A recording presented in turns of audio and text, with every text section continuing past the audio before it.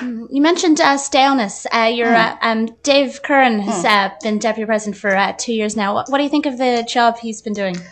To be honest with you, any criticism I would give of Dave would be only constructive, because in my opinion, it's, what you have to remember with Deputy President is it's still a relatively new position. And Dave took the position somewhere where it had never been before. The greatest problem really, or difficulty with the role, is that it kind of doesn't have definition to a certain extent. I mean, it is campaigns and communications, but the majority of people on the concourse hear Deputy President and they think, oh, second in command, but you're not. So, I mean, he did give it a sense of definition, but at the same time, I think we need to look down kind of new ways of doing things. And there's so many capable people in the union who choose to get involved, but I don't think we're using our resources to the best of our ability. But at the same time, this is only something that can be built on over a period of time. And I think he has done some superb work, particularly with the class reps. I mean, when you have a situation whereby, there's more class reps running, people wanting to be class rep than ever before, and we've more class reps than ever before, that can only be a positive thing. But again, that's something that needs to be rolled out over a period of time. So I intend on continuing that good work that he was doing. But I want to approach campaigns slightly differently, and I mean campaigns at an internal level, because I just feel that our intentions are good, but we don't always begin things with an end in mind. And I feel if we're going to do something, we need to have something kind of to say, right, well, we want to achieve this by the end of it. And it shouldn't just be a tokenistic, right, we're running a campaign week for this, that and the other, using the same posters, using the same, same old thing year in, year out. We need to just have a sense of, fresh, new ideas.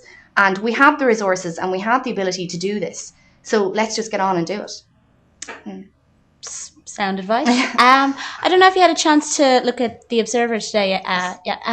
If you saw A.B. Campbell's letter. Yes. Just for anyone who hasn't had a chance to look at The Observer, Mr. A.B. Campbell, former education officer of the Student Union in days of yore, current chairperson of the Young PDs nationally, I think, right. Wrote a letter to the paper just decrying membership of youth wings of political parties in those involved in the Student Union. So my question is, Ciara, are you involved in any youth political parties? I am indeed. I'm a member of the Kevin Barry Cumann, which is Fianna Fáil branch in UCD. And I can only assume then that you disagree with A.B. Campbell's stance, or will you do as he suggested and resign if you elected? Well, all I can say is in relation to A.B.'s letter, I agree with him absolutely in certain regards, because first thing is, when I'm running for the Students Union, it is the Students Union that I want to represent. I am first and foremost a student, and I only have student issues, at mind when I will be running. The other thing is, I think you'd be very naive to think that you won't be accountable in this role.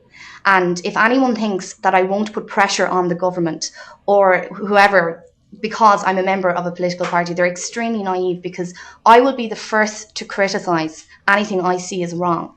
I have criticised the government in the past, and I will continue to do so.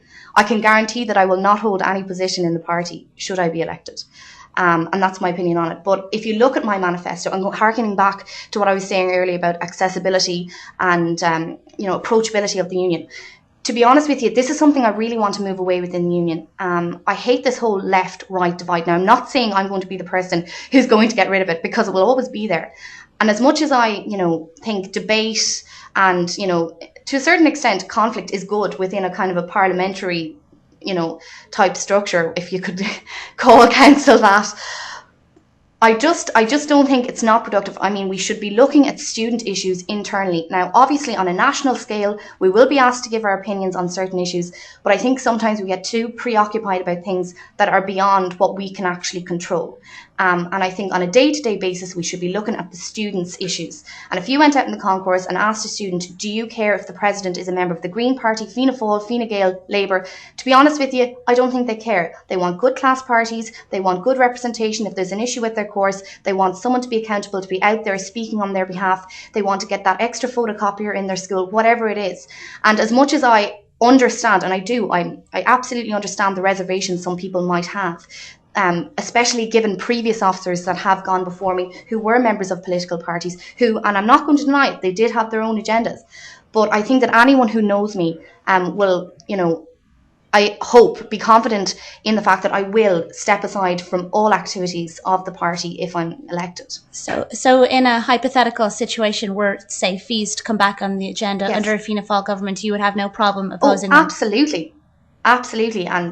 But that's what, I mean, my attitude is when it comes to politics, you join a party, but it's not a cult. And you should, the best thing about a political party is if you don't believe in something, you stand up and you speak within the party.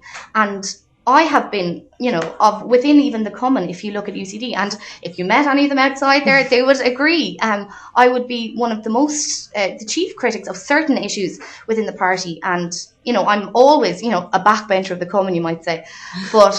And I'm not afraid to admit that. And they would, accept that I would be that way. But as I said, there's great accountability in this role, and I understand and I would expect that if anyone felt that I was stepping back or wasn't being, held accountable for my activities, actions, whatever, the statements I would make, that they would be the first people to bang on my door, and I absolutely accept that because I would do the same. Okay. Well, thanks a lot for coming out. I wish you the best of luck with the campaign. We're going to go to a song now by Hey Mercedes.